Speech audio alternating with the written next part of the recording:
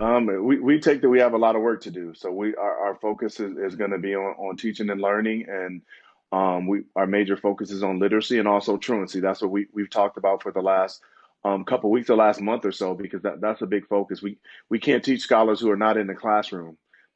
I mean, really focused on individualized education for our students. We're now that we're looking at the data, we're using the data for individualized students because one thing about the way that the testing is rated, one or two students can be the difference between an F and a D or a B and a C. So that has to be our focus. And when you look at our report card, for instance, we didn't have enough students who was in the gifted and talented category this year. So last year we had a cohort of 10 that we could judge, but this year we only had six. So therefore, when you look at the report card, there's an NR on there. So that's really the difference of four scholars. So if we have four scholars who had not left the district, then we may be looking at a D instead of a F. But I mean, a D is even not acceptable. So we don't want people we want people to understand we do want to improve, but we want to make sure that we're in the C and B category and even A. So a D is an improvement for us, but it's still not acceptable when it comes to education. We have great teachers and administrative staffs,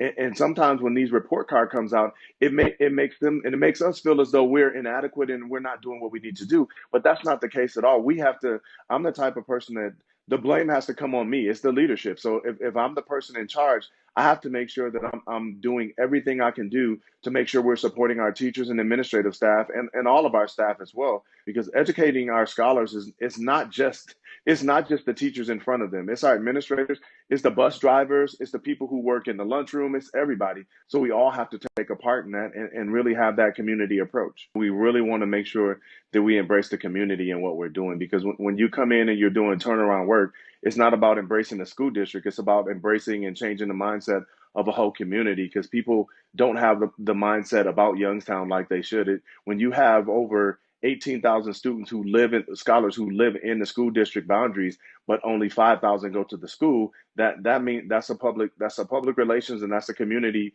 issue. And so we have to work through those community things and let people understand that we have safe schools in which our scholars can learn. And we just need to move forward from there.